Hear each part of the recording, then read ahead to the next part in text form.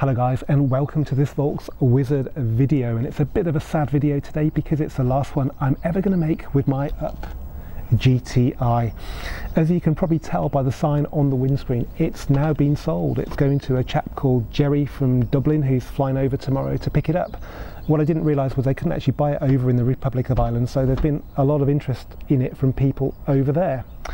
I've done now about 4,700 miles in it. I've had it for just over 9 months and it's been a brilliant car, probably one of the best cars I've ever bought because it's met my expectations better than any other. It's not perfect, but I wasn't expecting perfection. I was expecting a fun, economical, compact car, and it's been exactly what I expected. But circumstances have changed and I've had to sell it because I'm going to be doing a longer commute. I live in Birmingham. I commute here, it's about 47 miles a day. I'm going to hopefully be moving to somewhere in South Warwickshire, which means my commute's going to be sort of 20 to 25 miles each way, and that's quite a lot more, so about 50 miles per day. And whilst the Up GTI can do it, I don't think it's the perfect car for the job. As somebody dealing in cars, I get to drive a lot of cars, and it's quite easy for me to say, well, that car would fit that job much better, or that car wouldn't be suitable, and I just can't think this car would be perfect. It's great for the commuting now, it's great for going to see cars occasionally and going out at weekends, but it's just not good for laborious mile munching, and it would be a waste of a perfectly good car because it's not at its elements on a motorway.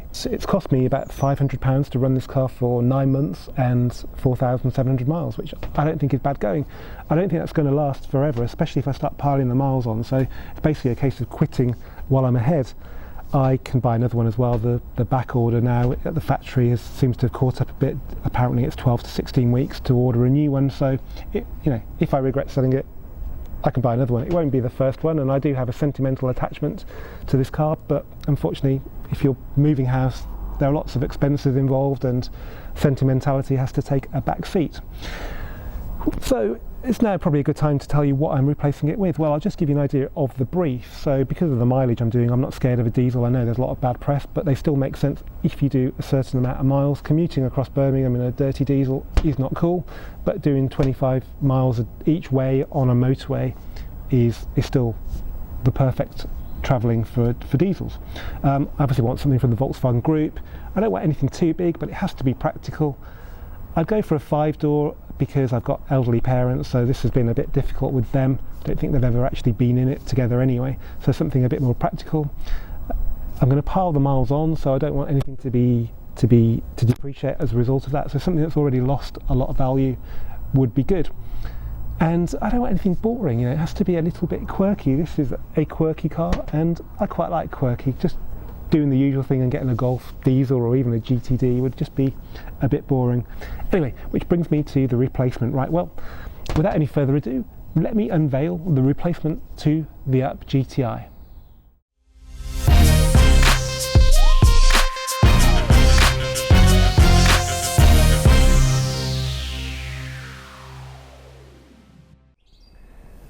So there it is, my replacement for the Up GTI is this 2004 Audi A2 1.4 TDI SE 75 horsepower. Not the most obvious replacement, but let me explain to you what's going on in my head because it's not as crazy as you might think. Now they are both 3-cylinder engines, but this one runs on the fuel of the devil, but they still have quite a lot in common. Now that's got 195 Newton meters of torque, the Up's got 200 Newton meters, so it's there or thereabouts the same. And I'm going to visit a man called Vince in Warwickshire who's going to give this car probably about 110 horsepower, I imagine. He says this is the right engine to have for the map, the variable vane turbo, so a couple of £100, and this car will be performing in a similar way to that. What's very interesting is they actually weigh pretty much the same. If that had a 1.4 petrol in it, it would actually be lighter than the Up. Because this is all aluminium, the body and all the panels, it's all aluminium. It was crazy that this car came out nearly 20 years ago. And I don't think anybody in this kind of class of car has made an aluminium car. Yeah, we've got Jags and we've got R8s and stuff, but a compact car with aluminium? No, I don't think so. So they didn't make much money on them when they were new, and second-hand they're even better value. So you can buy a cheap one for £1,000, it's still going to be usable. You can buy one for about £3 that's going to be really nice, sort of lowish mileage example, and you can buy the best ever with a proper history for about £5,000. This car has done 36,000 miles and was originally owned by Avon Cosmetics, Then after about 3 years on the lease, it went back to Audi UK because the boss of Audi UK press office, John Zammit, who is a true legend and a fan of the A2, decided that A8s and that kind of exec car weren't cool enough for their chauffeur fleet. So we decided, let's have a quirky fleet of A2s, and they bought all the best ones they could back and they ran them on the fleet for a few years. After that, this car was then sort of semi-retired and put into Audi's Heritage collection. So they've got the selection of the best cars they've ever made, the most significant cars that are kept available for journalists to book and use, and this was one of them. Now it turned out they had 2 of them and one of them had to go, and when I was down at Audi UK filming for the A1 Quattro and the B5 RS4 videos, they said to me, well, we're going to sell this one. If you want to borrow it for a bit and see if you get on with it, then you can buy it off us. So that's what I did, and that's why I'm standing here now. It was an opportunity too good to miss, because this car is a fantastic example. Let me give you a quick walk around it. The wheels are quite unusual. Unusually for one of their heritage cars, it's actually got quite newish tyres that worryingly say Eco Run, which reminds me of the ones on the Up GTI, but I don't mind changing them. It's not a sport model, so the wheels are only, I think they're 16s. 50 is not a massive profile, but it rides a lot better than the sport models with their RS4 sort of replica wheels. And it's in beautiful azure blue, which reminds me of denim blue. It's got a sort of light coloured interior, which lifts the mood a bit, makes it feel a bit more spacious, but it is spacious. And because this car wasn't built to a budget like the Up, you get proper Audi quality. It's, carpets, everything is just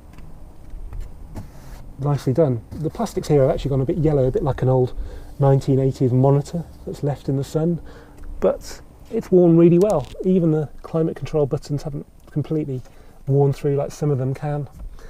It's missing a few bits and pieces that I like, that's why I've got this clumsy charger here, but it all can be fixed. I'm going to fit extra USB sockets, I'm going to fit Bluetooth, I'm going to fit cruise, I'm going to fit parking sensors. I'm going to turn it into the car that I need it to be, and I kind of like tinkering, so I don't mind doing it. There's a bit of space in the back. It's a very clever car. The Up GTI was sort of had clever accountants behind it, and they made a brilliant car for the money. The accountants weren't so clever with this car because Audi didn't make any money, but the engineers were probably the cleverest in their field, because this is a very intelligent car. So it's got a decent boot, it's quite high. We've got a space saver spare with a tyre kit somewhere under here, I think, to pump it up. There's probably foam in there as well, just to be sure. And you can take the back seat out completely, which was a little bit of a gimmick, but it might be kind of useful if I'm going to carry wheels and bumpers and stuff. I very rarely carry people in the back, so I might do that. But it's designed to be taken out, turn it into a little van. Very funny little tailgate with this massive spoiler. But this was sort of post TT when they had all the problems with stability, and the A class had come out and that was tipping over in the Elk test, so they probably wanted to make sure it was as stable on the road as possible, and it does feel pretty four square.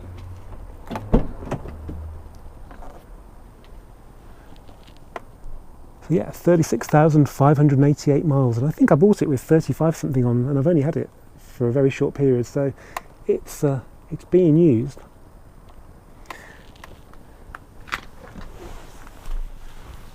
I did get a bit of a shock when I started it up for the first time, because it is pretty noisy, but you get used to it. People do hear you coming, which is normally something I get in like powerful sporty cars with sports exhaust, not noisy diesels, but on a run it's quite quiet, to be honest. So yeah, Duracell Bunny in your ear is what this car can sound like, particularly cold. Duracell batteries can make fun times last a lot longer. But it's got character. One of my overriding memories of driving these in the past was doing it in the rain, with the thrummy engine making a lot of noise and the rain making quite a lot of noise on the aluminium roof. It was, yeah, not particularly good. Maybe I've got deaf in the meantime. I can't really show you under the bonnet because you have to take it off entirely to get under the bonnet, but in its place on the A2 you have this service flap. So you pull the lever like you would be opening the bonnet. This flap comes down. I'll just get out the sun. And here you have dipstick, you have the oil filler there, and this is screen wash. So that's all an owner would need to do through normal maintenance, which is pretty cool. To get the bonnet off completely, you undo these locks here, and then literally it just lifts off, and then you think, what the hell am I going to do with this now? Where am I going to put it? Am I going to scratch the wing when I put it back on, which people do. So there is the replacement for the GTI. It is an Audi AT, so hopefully after that walk around you don't think I'm as crazy as you did originally. Maybe I can reinforce that it's a good decision by taking it for a drive on one of my favourite little roads. I've driven the Up GTI on it and it's been amazing. I can't imagine this is going to be as good, but let's see if it can be any fun at all. And then after we've done that, we'll go out on the same road for the very last drive in my Up GTI. Okay guys, here we are behind the wheel of my A2 TDI. This is the first drive I've done with the cameras rolling. I've had the car for about 3 weeks now. I've done maybe best part of 1,000 miles. I filled it up a couple of times, so it probably, I reckon, does about 400 miles on a 40 quid fill, which at 100 miles for 10 quid is not a bad achievement. It's what petrol cars used to do when fuel was a lot cheaper about 15 years ago, so not bad. But it's not just about economy, it does go. I chose the 1.4 TDI because it does have a fair bit of torque. The first and the second are pretty useless, they take you up to about 35, unlike the Up which goes to 60 in second, but it goes alright. We're doing 70 now, which is the limit on this road. We've only got a 5-speed box, but it's quite refined. The noise of the engine is quite subdued, and it's still a bit of overtaking performance there. Road noise is good. It does not feel like a light car, which is a good thing. Because it's aluminium and it's so solidly made and has so little flex, it feels like a much more sturdy car. It's bizarre. That's 70, and it's just going to be an amazing motorway cruiser. One real pain is we don't have a trip computer to get the average MPG, but I'll soon get a feel for that when I'm resetting the trip and filling the tank. So, as I said, I reckon it'll do 100 miles on 10 quid, which isn't bad at all, and that's not even the best economy type of driving that I'll be doing. That's you know, a bit of urban and a bit of driving on a motorway quite fast. So yeah, and being, as I've said, an SE model, it rides okay. It's firm, but a bit like the Up GTI, it doesn't get annoying. I think it's actually better damped than the Up GTI, which you might find surprising, but this car was pretty much a money no object car when it was manufactured, so everything was done as best as technology allowed at the time. While with the Up GTI it was really done to a price, and I'm not sure how much work they actually did on the chassis because it's a little bit bouncy. This is a little bit better. I can't say any more than that. Right, we're going to go on my little road here. I never thought I'd be driving an A2 TDI for the cameras on this road, but let's see what it does. So 4,000 revs to 40 in second, so that's a hell of a lot earlier, a third to change into third than we got on the Up GTI, and then up to 60 is the top of third, so fourth is sort of steady on this kind of country lane, but we can nip it up to fifth because we've got a lot of torque. So conditions are really good. It's an unusually pleasant spell of weather for February in the UK. The trip computer says 17.5 degrees, which is just like total freak weather. One thing it does do, because it's got a high centre of gravity sitting so much higher than the Up, it does feel like it rolls a lot, but it's only because you're sitting a bit higher. So I always said this road was pretty much perfect for an Up GTI because you can drive it at 60 and it's fun. You don't have to break the law by going any faster. And I think the same applies to this car. I don't have an issue with the damping. I've never really had it with the Up, but passengers did complain about it being bouncy. And I don't think that's the case with this one. The biggest problem is there's a fair bit of roll. But it still feels alright. Yeah, I'm not too floaty over that crest. Got a sequence of tricky corners coming up now, so we'll keep it in fourth. We don't need to rev the nuts off it because it's a torquey engine. It is only a diesel, so it's just... Yeah, I mean, that was taken at 16. Bit of a bump there, not bad. And the brakes got drums on the back because this is a 90 horsepower. You have to have this is a 75 horsepower. You have to have the 90 TDI or the 1.6 FSI to get discs on the back, but as we know with the Up GTI, it's not really too much of a problem on the road, and this is even less of a track car than the Up. So let's check it into this corner. Okay, we haven't got the power of the Up GTI, but it still gripped pretty well, and there's no traction control intervention there at all. Still feels a bit nuts doing this, but there we go. Okay, so over this crest up to this bends. So yeah, a little bit of float, but not excessive. Keep it in fourth, I think, because we've got lots of torque. And I still look at the speedo, and we're doing the speed limit, and I think if I can maintain that kind of speed in this car on this road, how bad can it be?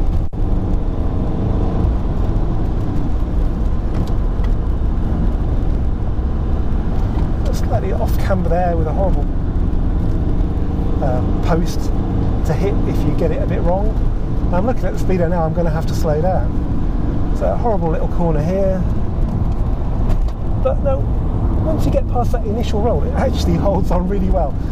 So that was a very good showing for the A2 TDI. I'm actually quite surprised how good it was. Okay, we don't get the pleasure of revving it out, and it isn't as much frisky fun as the Up GTI, but that was pretty good. I can't wait to see what it's going to be like when it gets its extra horsepower from stealth. Now I know I've said that remapping an Up GTI is a bit stupid because the chassis feels like it can't really take much more than what it's got, but it's a bit different with this car. As you saw then, that was a bit of full throttle coming out of those corners, and it wasn't even showing any signs of wheel spinning. Okay, conditions are favourable for both cars today, so you're going to get as much traction as you possibly could do. In the wet it might be a different story, but from my experience so far, this car feels a little bit more sure-footed. So that was fun, but will the Up GTI be even more fun? Well, there's only one way to find out. Bring on, for the very last time, the Up GTI. Okay guys, here we are behind the wheel of my Up GTI, probably the last time I'll ever say that, so it's a big moment. I'd like to take this opportunity to say thanks to everybody for your support over the year or so since I did the original video with the Up GTI. It's a great car, but it's even greater how much love it's had from people, and how I've had people in touch from all over the world, as far as Brazil, where the Up's really popular, Belgium, Germany, France even. So yeah, thanks, it's been fantastic. I hope you'll still keep in touch and watch my videos, and all being well, there'll be some more Up GTI content over the next few months. I don't know if Volkswagen UK will ever let me borrow one, but I'd like to borrow one for some longer trips. I'd even like to go to the Nürburgring. It won't be the best car around there, but that would be good fun, and just take it abroad, maybe drive to the Alps, drive to Wolfsburg, you name it, or even drive it around the track. And I'd actually quite like to drive the demonstrator from Miltech as well, because that looks like an interesting package. So you never know, there might be a lot of stuff yet to come. So we sit a lot lower than the A2. With the A2 you're sort of peering over the dashboard, even with the seat on its lowest setting, which probably doesn't help the sensation of roll as you go into a corner. The steering is significantly lighter, and the engine noise is much more subdued. This is like an echo of a 3-cylinder diesel engine that's somewhere over in the distance, and as opposed to the A2 where it feels like you're sitting on top of it. And what always impressed me with the Up GTI is just how refined it is. It's not the best car at speed, but just driving around now, you can't really hear the engine, the tyres are really quiet. It's just such an easy car to drive, and we're in third gear, which is a high gear. You know, you can change into it. Second will take you all the way to 60, but we're just doing like 30 miles an hour, and if you squeeze the gas, instant response. That is what makes the Up GTI so special. It's just such an easy car to get in and drive, and then when there's the opportunity to have fun, it's brilliant. And for a petrol car, the fuel consumption is remarkable. You've probably seen the video where I nearly got to 70. Well, I have got to 70 in the past, but it takes quite a few things to align for that to happen. But 70 or 68 I think I got on that normal trip around the Midlands going to see a car is not a particularly special achievement. So here we are then, into third.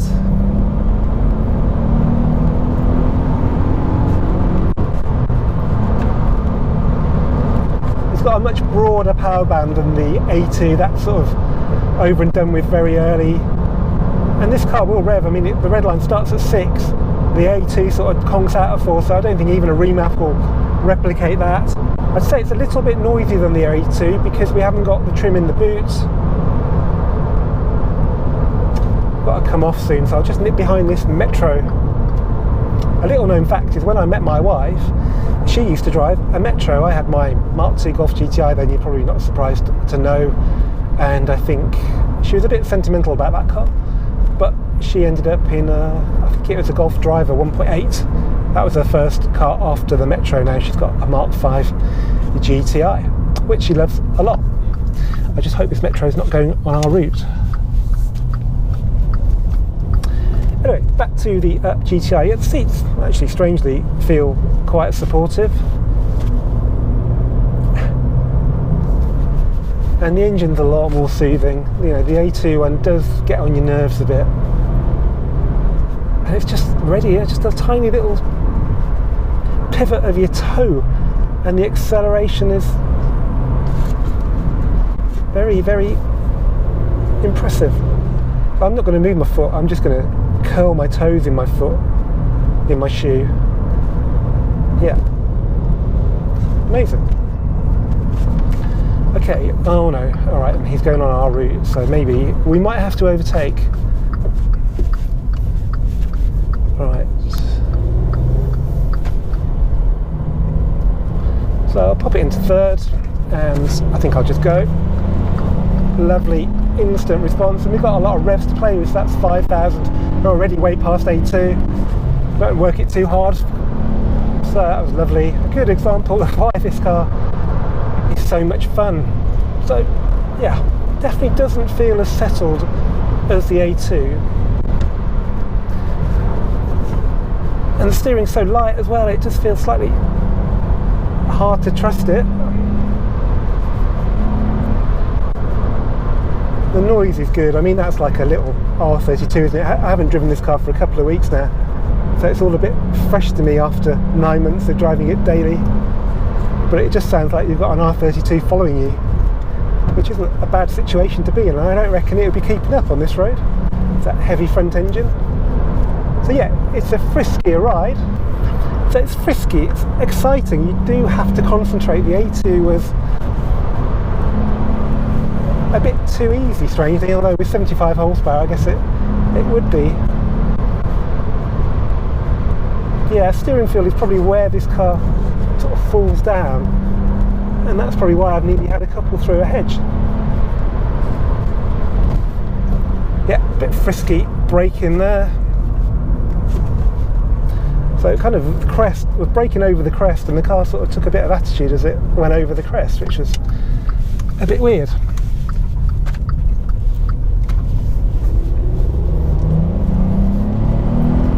Into third, and there's a little bit of slip there, but we've got perfect conditions here, and even in those conditions these tyres are struggling a bit. It didn't trigger the traction control, but there was definitely a bit of overspeeding going on. So strangely, even though this car sits lower and I feel I'm in a much more sporty position, it feels strangely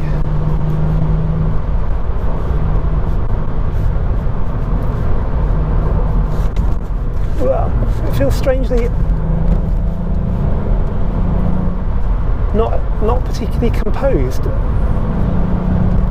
So it's frisky. Frisky is the word, and that can be a good thing. It's an exciting drive, but is it any faster than the A2? Well, hard to say really. I mean, it's a 60 and we can easily do 60 even probably around this bend. I think what it does do, and it's probably something I've been known for 9 months, or even actually a year since I drove the first one, is that it makes the process of driving a lot more exciting. We're not going faster, but we're getting a very high heart rate, maybe even slightly white-knuckled actually, and that is cool. And it, you know, when you get it on the open road, popping into fifth, it's pretty relaxed. But if you grab it by the scruff of its neck on there, it is a real buzz, and it's a buzz relatively within the speed limit as well, which I think is almost unique. I mean, my heart's racing now, and I think that's the difference. The A2 was a bit like a bigger car, the way it sort of demolished that road. The GTI was really made you feel like you were earning it. Probably the complete antithesis of a Golf R, which would probably do like 100 miles an hour on that road and feel not even particularly out of its depth. Anyway, I hope you've enjoyed this VolksWizard video. If you have, please give it a thumbs up. Please subscribe, because I'm sure there's going to be more up GTI content, and I'll see you for the next one really soon.